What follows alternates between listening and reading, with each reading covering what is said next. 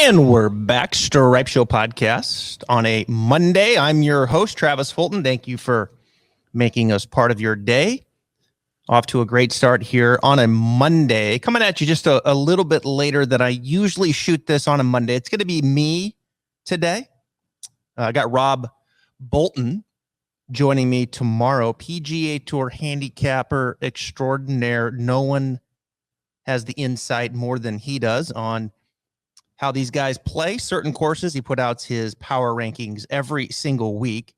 He'll be joining me tomorrow to break down the top 30 heading into the final tournament of the year. The FedEx Cup champion will be crowned. Patrick Cantlay making another run to go back-to-back. He's the winner yesterday. If you listened to Beating the Bookie and I last week on a Tuesday, well, you would have had that one too. Beating the Bookie was all over it. You would have had Cantlay the week before. I was all over Will Zalatoris. So we're on a bit of a run here on the podcast. We'll be back tomorrow to give you our best bets of the Tour Championship. Of course, a lot going on in professional golf. We will get to the meeting that was up in Vermont. Tiger and Ricky flew in. All of the top players were there as some of the names start to leak out. Some of the things that were discussed. I'm going to give you my thoughts on, I think, where we're at. And I think really a day today as we come on air, I feel pretty good. So I think some optimism here for some of the discussions that were had up there or allegedly were had up there, and maybe some of the things that we're going to be seeing on the PGA Tour. Not this year, 2023. The schedule's already out. 46 events. 46 events. I think there's more than that actually with some of the opposite field events, but 46 weeks you're going to have professional golf on the PGA Tour. That includes the four majors. And I think what was discussed up there in response to Live Golf, and they get things rolling again, not this week, but next week up in Boston. I think is good stuff. You know, I think I think we're moving in the right direction here, as really what is happening is that the professional golfers, these players, are taking control of the tour. We hear it all the time. It's the PGA Tour. It's the players. They own the tour. And of course, Jay Monahan's the commissioner, and he has his team, and they govern the tour. But it's the players, right? That's what we always hear. It's the players' tour. It's the players' tournament. And I think for the first time, we're seeing the players step up. The top players get in a room and decide what is best for them and what is best for this tour. Very interesting times, and I think it's the right approach. We'll talk about that more here later on in the show.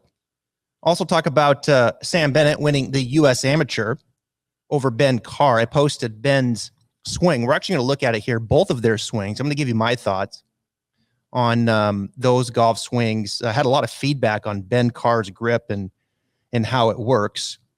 But I want to start today's show with a few thoughts on Tom Weiskopf, who passed away yesterday of cancer. Tom Weiskopf, really one of the greats, a player that I hope will get into the Hall of Fame.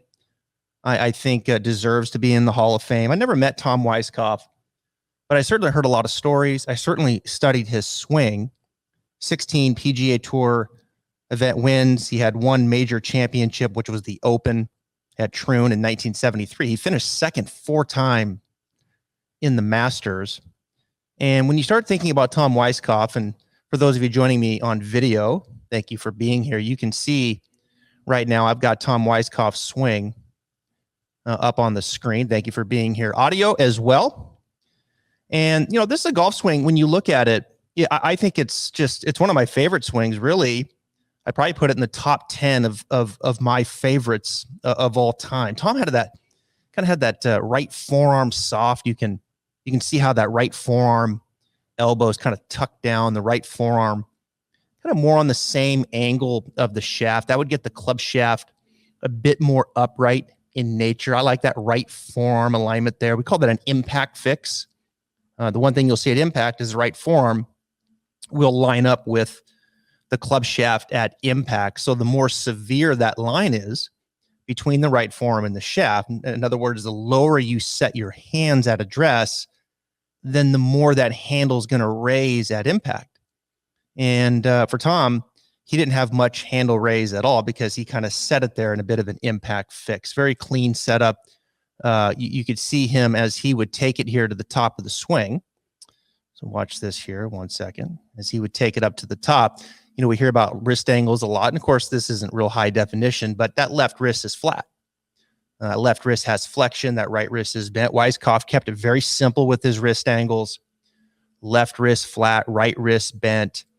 And then from there, he just really kind of turned it through. I mean, it was a very simple swing. Here it is again, up to the top, left wrist flat, right wrist bent.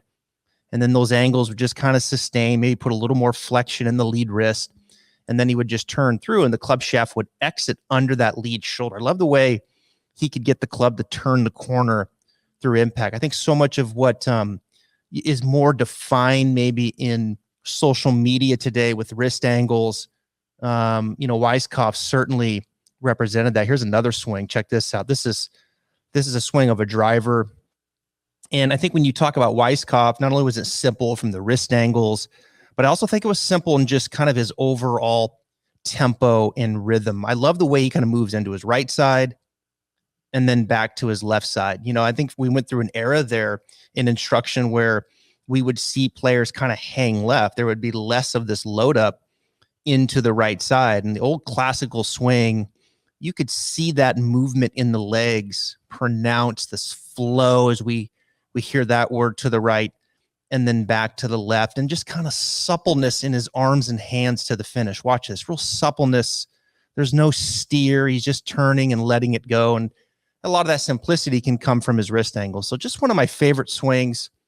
He was a great course architect, and he will be missed, certainly in professional golf. Rest in peace to Tom Weiskopf.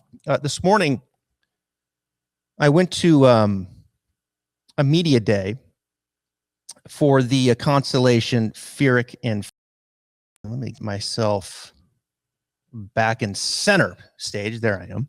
Went to media day, Constellation FEARIC and Friends out at Timuquana Golf Course there. Beautiful place right on the St. Johns River, right next to the city. And this will be the second year for the tournament.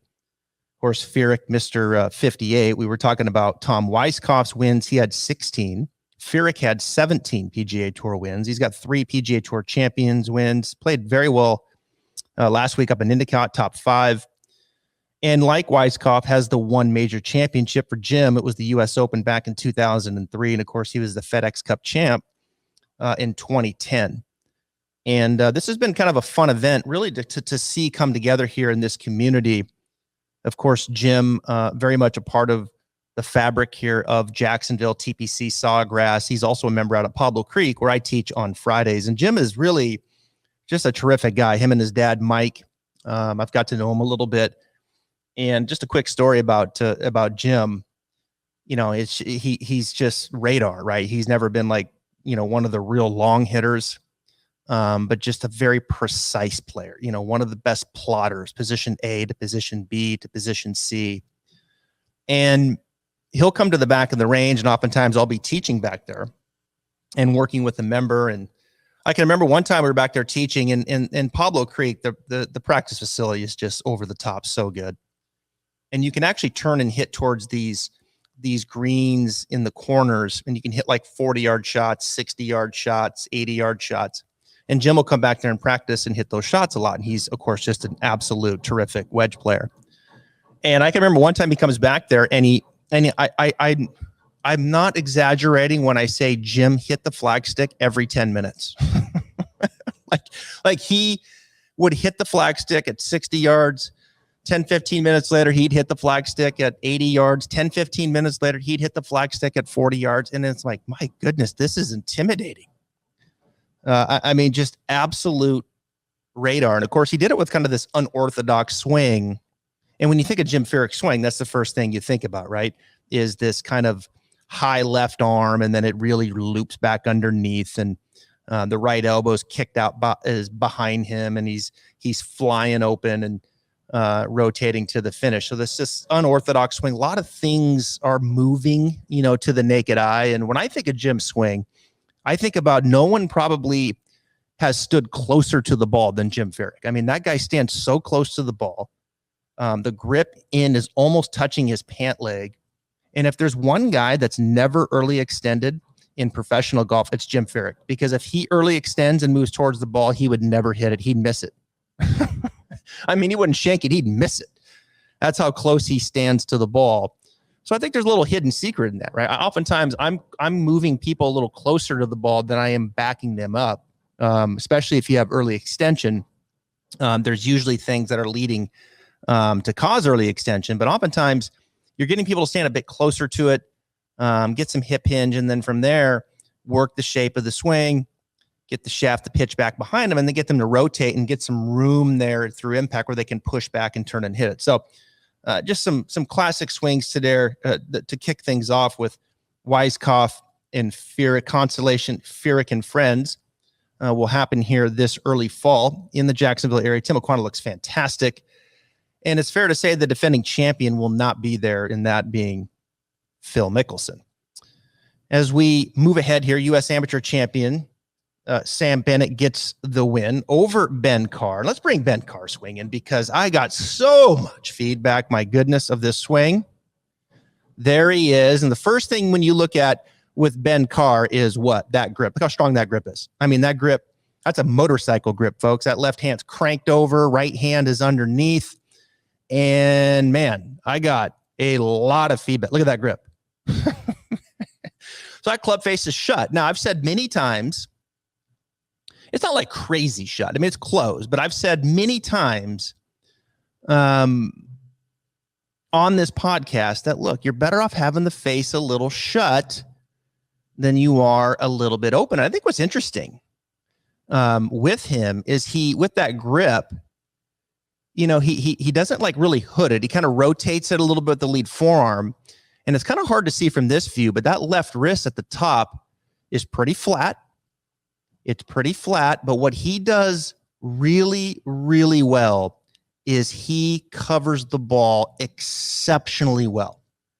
Okay, so I want you to watch this move here in transition. Watch this here from the top, right there. Okay, so we're going to do that again. Let's reset that. Let me see if I can hit that a little bit quicker this time. Right there. So what's happening there on the downswing is that left shoulder is kind of moving down, okay? And then it's going to move more back and around, all right? That upper center right there, when you look at this on video, and for those listening, the upper center, okay, the top button is over top the belt buckle, the center of the belt buckle right there in transition. Those two centers are in line. What he didn't do is he didn't let the lower center slide out from the upper center. He didn't take on more right bend in transition. That left shoulder's down, that upper center's on top of the lower center. And then from there, he's now going to rotate. And when he rotates, yes, the left leg's going to straighten up, but that left hip is going to work more back behind him versus up. Okay, and that's really one of the key moves here. So let's do this again. So he kind of falls into it. That's what I refer to as kind of falling into it. Left shoulder kind of falling down, upper center over lower center. And then he just rotates left and covers it. And basically covering it just means you're not taking on a tremendous amount of right bend in transition and through impact. And I think with that grip, with the nature of that face, that's a key move. And that just allows him to kind of lean the shaft forward, stabilize the face, and rotate back around to the left side. And I just think it's a fantastic pivot or body motion. I said, this is about as good as it gets. And even in the backswing, it's kind of set up right there. You can see the left knee coming across. You know how much I love that. Again, a little movement into the right side, loading a little bit left knee across, a little change of knee flex. And then from there, just kind of fall left. Don't take on excessive side bend in transition, and then rotate back around to the left and cover it. And I think the other thing that he does probably on purpose is he keeps the ball position forward. I think it's important here. He keeps the ball forward, and he doesn't have a lot of shaft lean at address. You can see him, if anything, his hands kind of start back a little bit, and then there's a bit of a preset, and then he goes. Okay, so really just a kind of a fun swing to look at, and that grip kind of freaks people out. And it is a little bit, I think, kind of cool in the way that he takes it back and kind of gets the left wrist still relatively flat. He doesn't cup it a bunch. But that downswing, man, is really, really good. Now, here is the US AM champ. This guy is confident. Mr. Sam Bennett from Texas A&M. Congratulations. I have to pick up the speed of play just a little bit, but he hit a lot of great shots. And, when you look at this swing, he kind of gets it in deep, and then he gets back on top of it. Another guy that's really covering it exceptionally well. Neither one of these players are falling back with a bunch of side bend. I mean, they are right on top of the ball, in particularly with their irons. And that's, one of the reasons. Look at that divot, just pure past the golf ball. But when you look at the backswing here, you can see at the top, his left arm's pretty deep. It's almost a little bit like Matt Kuchar. His left arm is that flat under his shoulder. Nice alignments there, though, with the shaft and the face. And then you're going to kind of see this little out move with the hands. And even with that little out move, the shaft still pitches back behind him. And just like Ben, he's covering it. I mean, he is going to get right there on top of the golf ball. So watch this here as he comes down. Okay, so there he is, and then kind of back out on top. It looks a little bit of this over the top move, and I can see that, right? Kind of in deep and then kind of get back on top. But the shaft's not pitching out. The shaft's not really getting excessively out and then across his body to the left. He's still getting the shaft to kind of pitch back behind him and then cover it. And I would think a player that keeps the ball position forward a little bit so he can go up and get it. And I think that's what's interesting is how ball position plays into this. I think probably both of these guys are just going to kind of move ball position and then subtly their alignment to work the ball one way or the other, and just keep it very, very simple with kind of the same overall swing. But I'll tell you what, make no mistake, both of these players, my goodness, Sam Bennett, and we bring in one more time, Ben Carr, they're covering it. They are right on top of the golf ball. Well done, Sam. That was fun. That was a lot of fun to watch the U.S. Amateur, and really, frankly, a lot of fun to watch the USGA events this year, and kudos to them. I think the USGA finally now is moving in the right direction again.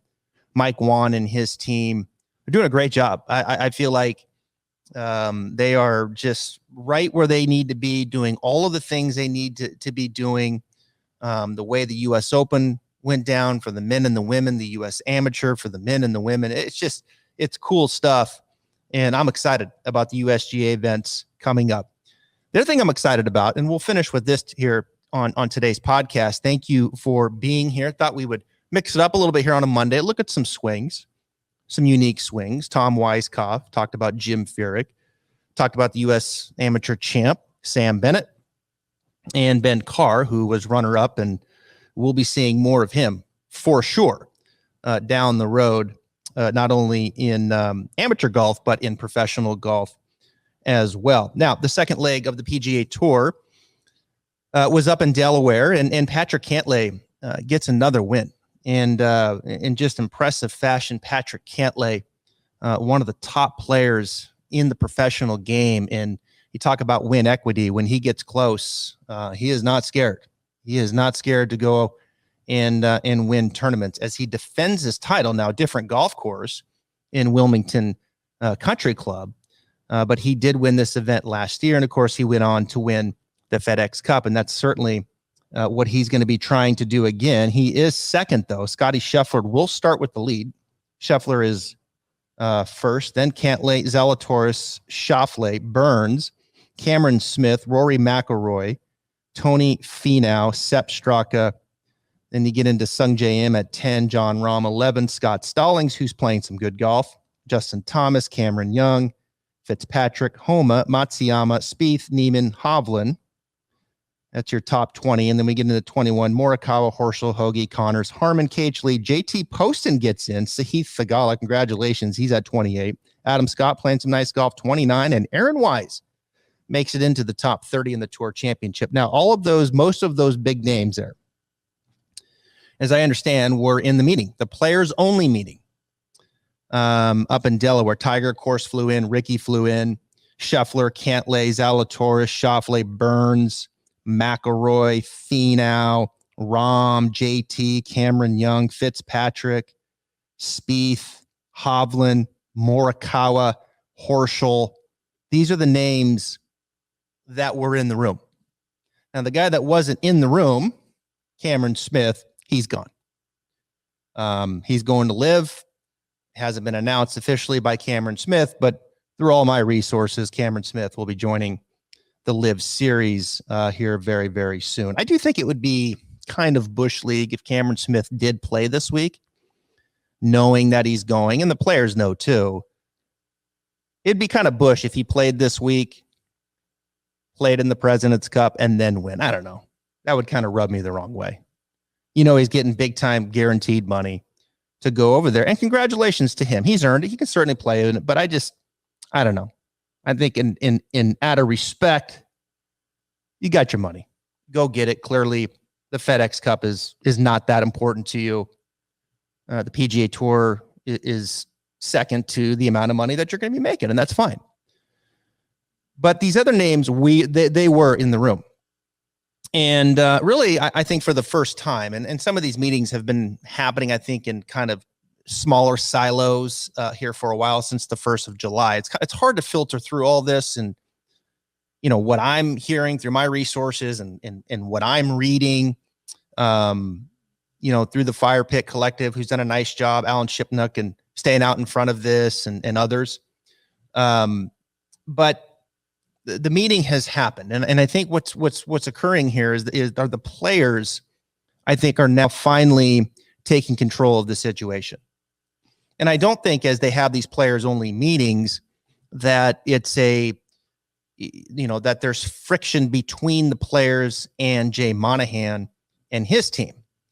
I think it's smart right now, if I was Jay Monahan and that team, to let the players come together and own this, because the names that I just listed, you need every single one of those names. You need every single one of those names. You have lost enough names now, especially with Cameron Smith going, to join DJ, to join Brooks, to join Bryson, to join Patrick Reed. I mean, those are significant names, whether you like them or not. You start adding a Cameron Smith, and now supposedly there's going to be some other names. But I don't think there's going to be the names that I just listed that are in that meeting. I'd be surprised. I'd be surprised if a Scheffler, Cantlay, Will Zalatoris, Schauffele, Burns, McIlroy, Finau, Rahm, JT, Cameron Young. I don't think Hideki. He wasn't in that meeting, but I don't think Hideki's going. Spieth, Hovland, Morikawa. Those names that were in that meeting, I'm starting to feel confident that none of those are going to go. Now, Cameron Young's been linked. Schauffele, I think, has been interested. Cantlay. Maybe I'm wrong. But the players only meeting now, they're starting to take controls. Here's what needs to happen for us to be successful on the PGA Tour, and for me personally to be happy as a player. Jay Monahan's not setting that direction. The players are going to set the direction. This is what we need to do. And sorry to those that were not in the meeting, because right now we got to take care of the stars. We got to take care of the big names, because we can't lose any more of these names. We can't afford to lose a Schauffele. Can't afford to lose perhaps a Cameron Young. We're starting to get down to the nitty gritty. We've hit the breaking point here. And frankly, I'm surprised it's taken this long for the players to get together. I'm surprised it's taken this long. I mean, we're 3 tournaments in on the Live Tour. You've seen what their appetite is to spend money. There's probably no real feasible business model, although they say there is, but they're just spending money like crazy. And to me, it just feels more like a disruptor at this point than it does maybe a real business model. I'm probably wrong, but that's what it just feels like to me. So they're getting together, and what's going to happen, right? I mean, what needs to happen when you start thinking what's going to come out of this? Well, I think, first and foremost, the biggest obstacle for these players on the PGA Tour, I think for them to be happy with and for them to wrap their mind around and be at peace with, is this guaranteed money that Cameron Smith is going to get. this guaranteed money that Brooks Koepka got, Bryson got, DJ got, Phil got. Guaranteed money. I sign, get half of it up front, whatever, and then the other half comes out as we go. Now, you know, some of the legality of some of these contracts is coming about and what they need to do and wear the team uniform, and they're going to control you a little bit more, I think, on the media that you're going to do. I mean, some of the things that I don't think anybody's surprised about, but when you're getting that kind of money, they're going to control you. You're an employee of that LV investment group, but it's a lot of money.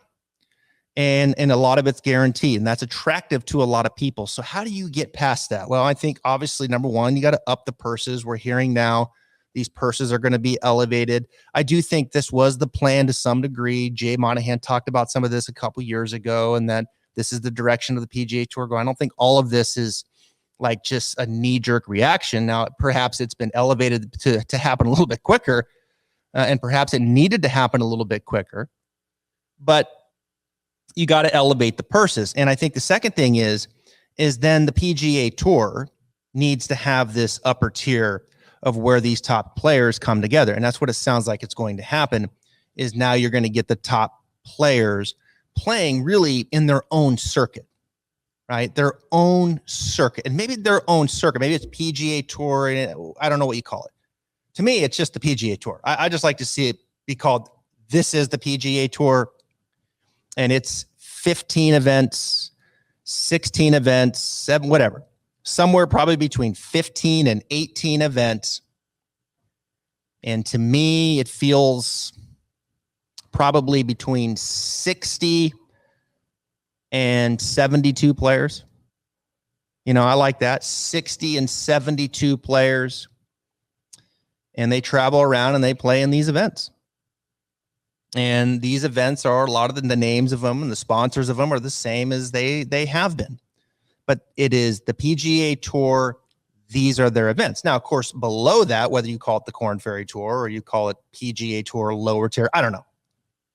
But there's going to be then those, now your full field events, 148 players, 152 players, and they play, you know, their schedule throughout this 46-week schedule starting at the Fortinet Championship.